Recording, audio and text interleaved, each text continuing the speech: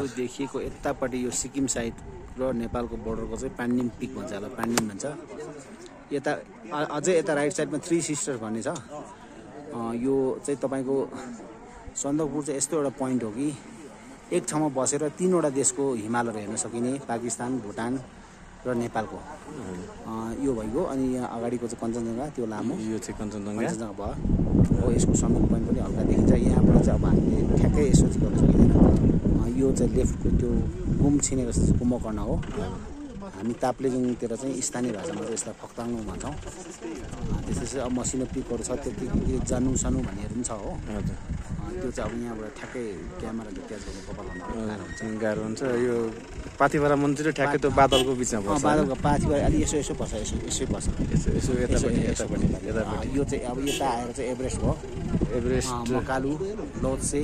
यतापट्टिको मकालु त्यो सबैभन्दा अग्लो मकालु। यो मकालु छ हजुर, लोत्से। अनि त्यो लामो बसेको हेर्दा छोटो देखिन्छ, तर त्यो एभरेस्ट, माउन्ट एभरेस्ट हो।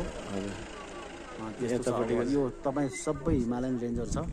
यहाँबाटदेखि सबै नेपालपट्टि पर्छ है साथी। यतापट्टिको चाहिँ सबै नेपाल पर्छ। यो राइट साइडमा चाहिँ इन्डियाको नेसनल पार्क हो। यतापट्टिको चाहिँ मुनिको यो डाँडा भन्दा दाहिनापट्टिको चाहिँ सिङ्गाला फरेस्ट इन्डियापट्टि पर्छ, तर त्यहाँबाट बायाँपट्टि हाम्रो नेपाल पर्यो। अनि जति पनि हिमाल देखेको सबै हाम्रो नेपालको। तर यहाँ प्रायः जसो बढी मान्छेहरू भनेको इन्डियाबाट भ्रमण गर्न इन्डियाबाट छ। यस्तो अब उनीहरूको अलिकति मिडियाको पहुँच पनि छ, प्रचार प्रसार पनि राम्रो छ पहिलेदेखि, त्यो भएर पनि होला। अब कलकत्ताबाट अलिक नजिक भएर पनि होला। हाम्रो नेपाल सरकारले चाहिँ अलिकति प्रमोसन गर्नु पर्यो। प्रमोसनमा अलि हल्ला खल्ला बेसी गर्नु पर्यो। तपाईँ त झन् यहाँ चाहिँ यसको चाहिँ जानकारी दिनुहुने उहाँ चाहिँ हुनुहुन्छ। तपाईँको नाम भनिदिनुहोस्।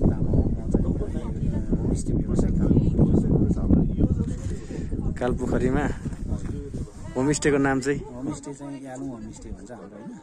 ल, तपाईँहरूलाई सम्पर्क गर्नुपर्ने भएमा कालपोखरीमा आएर यालुङ होमस्टे 9866318730 यसमा चाहिँ वाट्सएप पनि छ र डाइरेक्ट कल पनि गर्न सक्नुहुन्छ। हस् त, अब भ्युज गर्ने भए तपाईँहरू आउन सक्नुहुन्छ।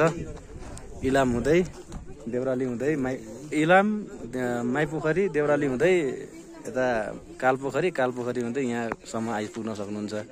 यो चाहिँ अहिले हामीले भ्युज खिच्दै गरेको ठाउँ चाहिँ यो चाहिँ सनराइज होटल हो। यहाँबाट चाहिँ तपाईँले सम्पूर्ण भ्युज हेर्न सक्नुहुन्छ। ल त, यति भन्दै मेरो भिडियो 3 मिनटको समाप्त।